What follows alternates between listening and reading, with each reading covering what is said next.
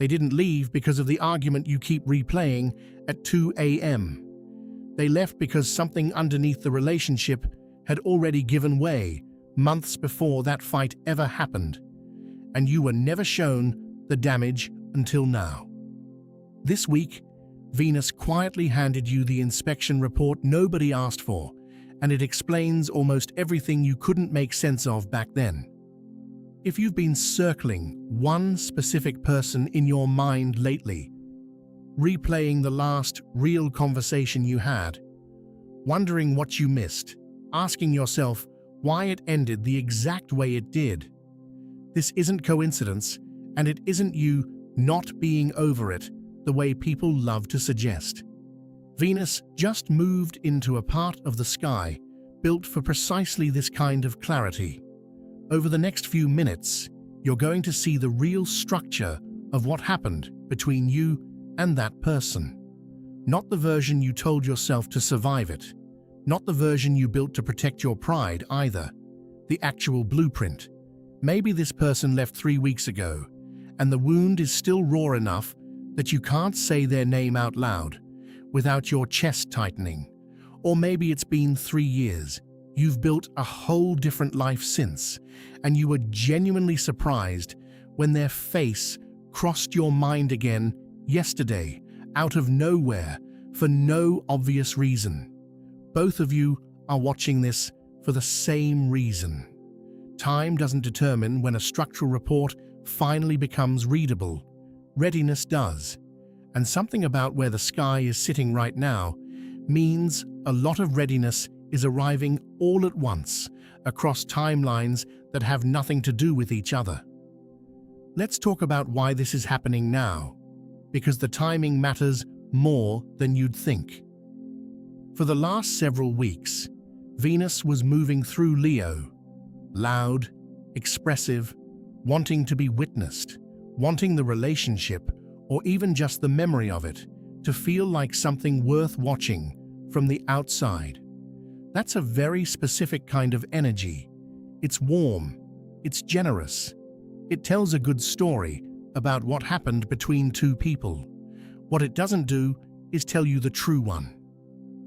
Leo shows you the highlight reel. It doesn't walk you through the wiring. Venus has now crossed into Virgo, and that shift changes everything about how you're processing this. Virgo doesn't perform. Virgo inspects. It's the difference between someone telling you a house is beautiful from the curb and someone actually walking through every room with a flashlight, checking the wiring behind the walls, testing the water pressure, running a hand along the baseboards to see where the paint might be hiding something underneath. That's the shift you've probably been feeling for the last day or two, even if you didn't have language for it yet. You've gone from feeling the relationship to finally being able to read it. And those are two completely different experiences. There's something else happening in the sky this week that makes this moment specific to people from your past, and not just a general love and money horoscope update. As Venus stepped into Virgo, it crossed almost immediately over the lunar south node, the point astrologers associate with karma, with unfinished business, with patterns that keep circling back into your life until they're actually understood instead of just survived and buried. When Venus touches that particular point, old connections don't stay quietly in the past where you left them.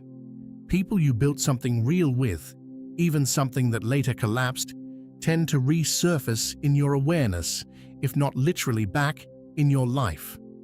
Not because you're stuck, and not because you're doing anything wrong, because the file was never actually closed. It was just left open on a desk you stopped visiting. At the same time, Venus is forming a warm, supportive angle to Chiron, the point in astrology tied to our oldest wounds, and more importantly, to our actual capacity to finally metabolize them instead of just carrying them around like extra luggage.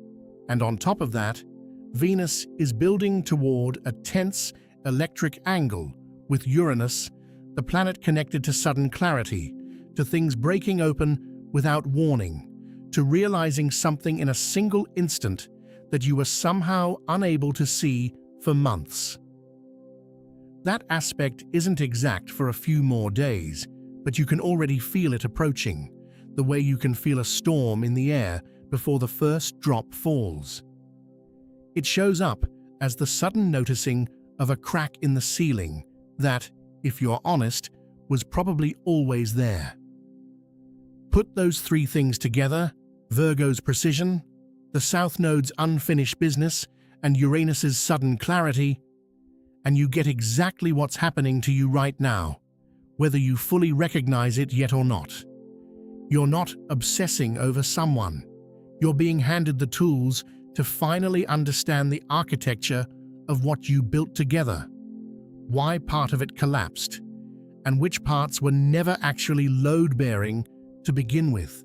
Keep that word in mind. Load-bearing. It matters more than it sounds like it should. This isn't the same as the general healing era content you've probably scrolled past 100 times, the kind that tells you to journal your feelings and light a candle and call it processed. This is more specific than that, and honestly, more useful. You're not being asked to just feel your way through this. You're being asked to actually understand the mechanics of it. The way a person walks away from a car accident wanting to know exactly what failed, not just that something did. If you've noticed yourself thinking about this person with less heartbreak and more genuine confusion lately, more, wait, why did that actually happen, than, I miss them, that's the signal this applies to you directly. That specific shift from grief to investigation is Virgo's fingerprint all over your own mind. Here's what nobody told you. 1. The blueprint you were shown was never the blueprint that got built. When a relationship starts, someone hands you something like a floor plan. This is who I am. This is what I want out of life.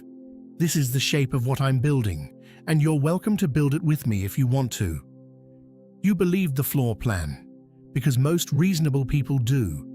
It's not naive to believe the drawing someone shows you with their own hands, but a floor plan and a finished structure are rarely identical.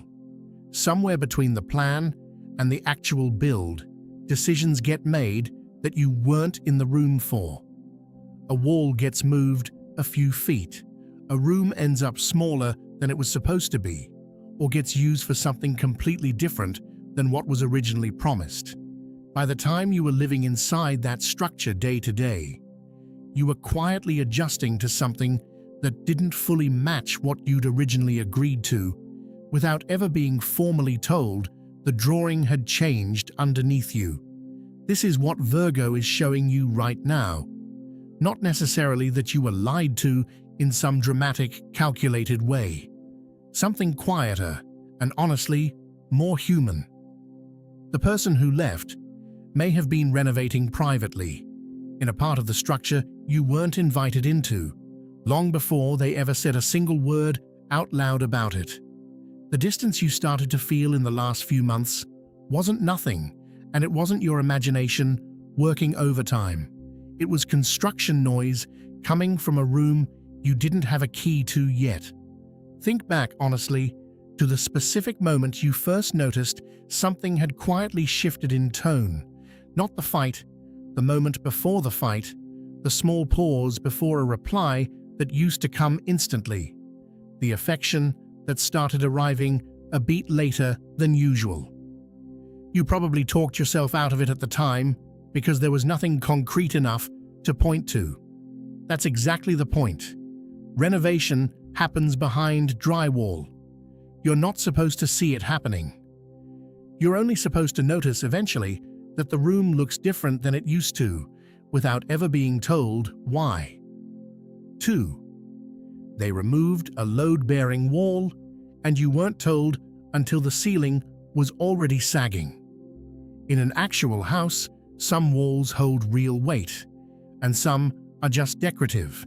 You can take the decorative ones down without much consequence at all. The tricky part is that from the outside, a load-bearing wall and a decorative one can look almost identical. You don't always know which is which until it's already gone, and something above it starts, very slowly, to sink. In relationships, the load-bearing wall is almost never the big romantic gesture. It's usually something far quieter than that.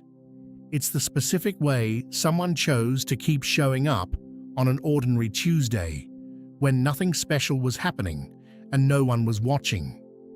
It's the effort that never got mentioned out loud because it was just quietly assumed to be permanent, the way you assume a wall will still be there tomorrow. When that particular kind of effort slowly stops, not the affection necessarily, not even the daily texting, just that one specific structural habit, everything that was resting on top of it begins to shift in ways that are almost impossible to name, until the ceiling is visibly sagging in front of you. You may have felt something was off for a stretch of time before the actual ending arrived. That wasn't paranoia, and it wasn't you looking for problems that weren't there. That was you standing under a slowly failing structure and sensing it in your body, even without the vocabulary yet for what was actually happening underneath your own feet. And here's the detail that usually gets missed entirely. The person removing that wall often doesn't fully register what they're doing either, not in the moment. They're not usually standing there thinking, I am now going to withdraw the one specific habit that was holding this together. It's smaller and more human than that. They get tired, or distracted, or overwhelmed by something in their own life that has nothing to do with you, and one particular effort just quietly stops getting made. Neither of you necessarily saw the wall come down. You both just eventually noticed the ceiling had changed shape. 3. You kept renovating a room they'd already stopped using. This is the part that tends to sting the most, so let's be gentle but completely honest about it, because you deserve the honest version more than you deserve the comfortable one. There's a specific kind of person, and if you're watching this right now, there's a real chance it's you who responds to a relationship losing its warmth by trying harder in exactly the spot where the coldness first started. You reorganize the room, you repaint the walls, you buy new furniture for a space someone has already quietly stopped walking into, hoping the right update will bring them back through the door.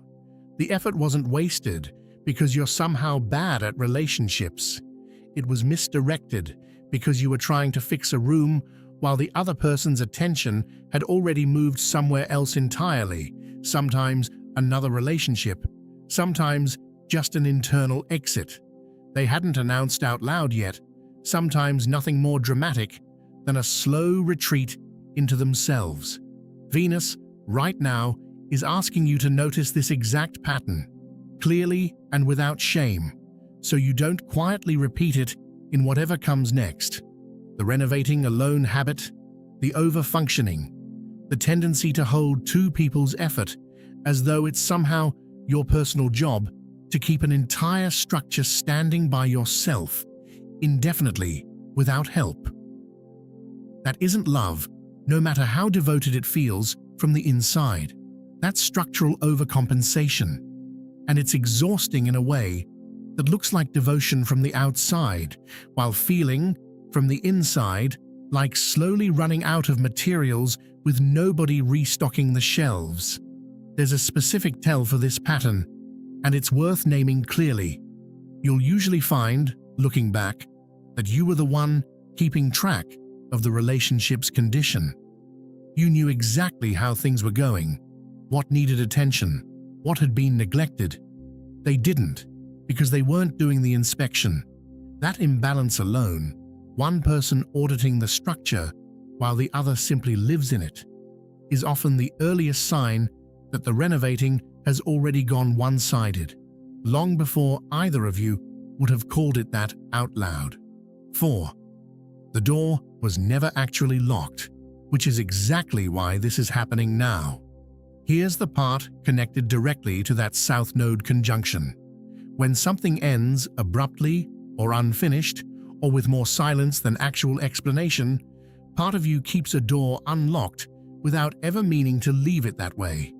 Not necessarily because you want that person back, because the ending itself didn't give you a reason solid enough to close the door all the way, and a mind can't fully lock something it never got a clear, complete explanation for. This is why certain people don't fade the way others eventually do, even years later, even after you've genuinely moved on in every practical sense of the word. It's usually not because they were uniquely special, even though it can feel that way at 2 a.m. It's because the ending never received the kind of firm, deliberate closing that lets a nervous system fully release something. Under this specific transit, don't be surprised if this particular person crosses your mind more than usual this week, or shows up somewhere unexpected. A message, a mutual friend mentioning them out of nowhere, an algorithm quietly putting an old photo back in front of you like it's nothing. This isn't the universe telling you to reopen anything with them. It's showing you clearly where the lock never actually clicked shut, so you can finally install one yourself, on your own terms, whether or not they ever resurface again in real life. There's an important distinction here between a door reopening and a door simply being noticed. You do not owe this person a response if they do resurface this week. You don't owe them curiosity, closure, or a second walkthrough of a building you've already moved out of. What you're being shown is internal, not an invitation to act. The lock is yours to install. It was never their job to give you permission to finally close something they walked away from without finishing the conversation in the first place. 5. The crack in the foundation had nothing to do with you, and that's the hardest part to accept. Chiron's involvement this week points somewhere specific, toward the wound that was already sitting there, quietly, before you ever even met this person. Some structural damage in a relationship genuinely does get caused during the relationship itself by real choices two people made, but some of it was already present in the foundation long before either of you started building anything together, an old pattern carried over from a previous relationship, an old fear about being left that has nothing to do with you specifically, an old belief about not being enough that formed years before your name ever entered the picture. If you've spent hours going over every conversation, searching for the exact moment you personally caused the entire structure to collapse, this is your invitation to finally put that particular project down.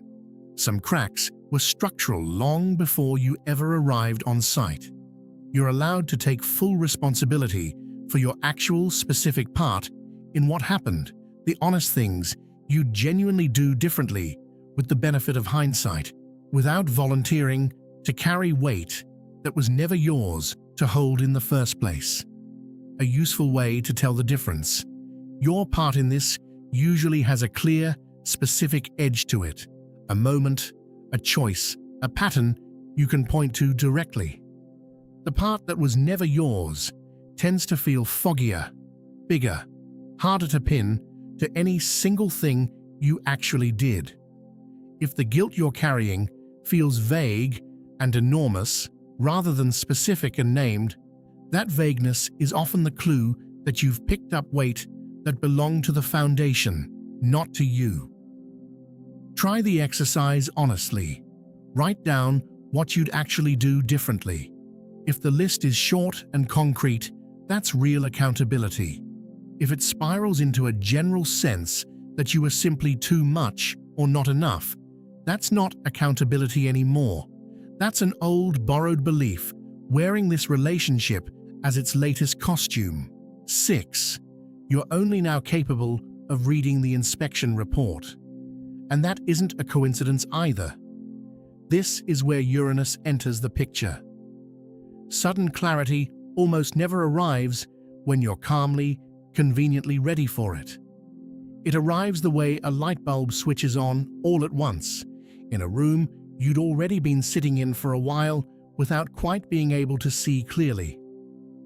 Under this transit, don't be surprised if something you'd explained away for months suddenly reorganizes itself into a completely different, far more honest shape in your mind.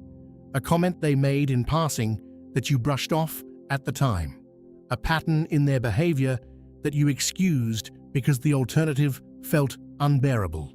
A version of the story you accepted because it was simply easier to live inside than the truth. You weren't in denial because you're somehow unobservant or naive. You were in denial because the full structural report wasn't finished being written yet, and some part of you already knew, instinctively, that reading it too early, while you were still standing inside the actual building, would have been more than you could carry at the time. Now that you have some genuine distance, the report is finally legible. That isn't cruelty on the universe's part. That's simply timing, arriving exactly when you can actually hold it. Pay attention to what specifically surfaces for you over the next few days, because it likely won't arrive as a single, dramatic revelation. It's more often a string of small, oddly specific realizations, arriving almost out of order. Something they said in month 3 that only makes sense now. A habit you now recognize as an early warning sign. A moment you defended them to a friend that you'd quietly like to take back. Let those arrive without rushing to organize them into a tidy conclusion right away. The report reads itself, if you give it room to. You might even notice this happening mid-conversation with someone completely unrelated to them, or in the middle of an ordinary task, folding laundry, driving somewhere familiar. That's normal. Clarity rarely waits for a convenient moment to show up. 7. You're allowed to design the next blueprint entirely on your own terms. Here's where this stops being about them and starts being fully about you. Every relationship you build teaches you something about what you'll actually require structurally next time. What needs to be load-bearing instead of purely decorative? What needs to be discussed openly at the blueprint stage instead of quietly discovered 2 years into living there? Which rooms you're simply no longer willing to renovate alone, no matter how much you might care about the person standing in the doorway. Venus in Virgo isn't romantic in the loud, cinematic, grand gesture sense that Leo just gave you a taste of. It's romantic in a completely different sense, the sense of a person who finally knows exactly what they need structurally and isn't embarrassed anymore to name it out loud, clearly the first time, instead of hoping someone will simply intuit it. That's the version of you this transit is quietly, patiently building right now, week by week. Not someone hardened by what happened before. Someone who finally has an actual workable floor plan for something sturdier than what came before. This doesn't mean writing a rigid checklist and interrogating the next person who shows genuine interest in you. It means something far simpler and more sustainable. Naming your actual load-bearing needs early, out loud, in plain language, instead of hoping the right person will simply guess correctly. Virgo isn't asking you to become guarded. It's asking you to become specific. There's a significant difference between the two, even though they can look similar from a distance. 8. The people around you noticed the structural shift before you did and said nothing. This one is harder to hear, so take it gently. Somewhere in your circle, a friend, a sibling, someone who watched this relationship from the outside, likely noticed the load-bearing wall coming down long before you did. Not because they're more perceptive than you, but because they weren't living inside the structure. It's always easier to see a crack in someone else's ceiling from across the street than to notice one directly above your own head while you're standing under it. Most of them probably said nothing outright, or said something so gentle and indirect you barely registered it as an actual warning at the time. A raised eyebrow, a slightly too long pause before agreeing with you, a question they asked twice in different words. That's not a failure on their part. People rarely know how to tell you a house you love is showing signs of trouble, especially when you're the one still living in it, still hopeful, still doing the renovating. If you go back to them now, gently, without demanding an explanation for their silence, you may find they've actually been carrying pieces of this inspection report for a while, quietly, waiting for you to be ready to hear it without needing to be talked out of what you already felt at the time. 9. The way this ended is telling you exactly what kind of structure you build under pressure. Here's something worth sitting with, honestly. How a relationship ends usually reveals more about its actual construction than how it began. Some structures come down all at once, dramatically, everyone in the building aware something has broken. Others come down slowly and quietly, one small settling at a time, until one day you're simply standing outside looking at an empty lot, unsure exactly when the last wall finally gave way. Neither kind of ending is a verdict on your worth. It's information about the materials that were actually used, not the ones that were promised. If this ended in silence, that tells you something true about how conflict or fear or avoidance was actually handled underneath the surface, regardless of what was said out loud in the good months. If it ended in one specific rupture, that tells you something different about what had already been quietly failing for a long time before that final moment arrived. Either way, you're not being asked to relitigate who was right. You're being asked to notice what the ending, specifically, revealed about the build. 9 signs, 1 inspection. That's really all this has been. A walkthrough of a structure you already lived inside, now finally lit well enough to see clearly. None of it requires you to reach out, explain yourself, or prove anything to anyone, least of all the person who left. It only requires you to actually look, honestly, at what you're now capable of seeing, and to let that looking change how you build the next thing, rather than letting it just become another story you tell at dinner parties about someone who got away. What happens if you look away from this right now? If you close this video and go straight back to autopilot, scrolling past the discomfort, numbing out the questions this just raised in you, refusing to actually sit with what you're recognizing in real time. This pattern doesn't disappear on its own. It simply waits quietly for the next foundation to build itself on top of. And it repeats in a slightly different outfit, with a slightly different name attached to it, in whatever connection you let yourself get close to next. This isn't about fear, and it isn't meant to scare you into anything. It's about material cost, plain and simple. Every single time you skip the inspection and rebuild anyway, you end up constructing something new on the exact same weak point, only to find yourself, months or even years later, wondering why the exact same kind of ceiling is sagging all over again in a completely different relationship. You have an unusually clear window open right now to actually look directly at the structure, instead of simply decorating around the crack one more time and calling it healed. You already know what this looks like in practice, even if you've never named it this specifically before. It's the friend who's on their 3rd relationship, with the same load-bearing wall missing every time, wondering aloud why this always happens to them. It's easy to see from the outside and nearly impossible to catch from the inside. unless something forces a genuine pause. That's what this window actually is, not a punishment. A pause you are finally given enough distance to actually use. Here's what to actually do with this. Don't reach out to that person right now, looking for a closure conversation they may not even be equipped to give you, no matter how much you might want it from them specifically. The real closure available to you this week isn't coming from a conversation with them at all.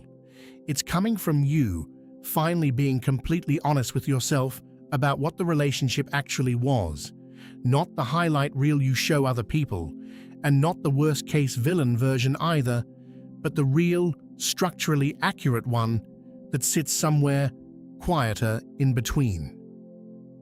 Take 5 minutes today, away from your phone and away from anyone else's opinion, and actually write down the honest answer to one specific question. Which wall was truly load-bearing, and when exactly did it come down?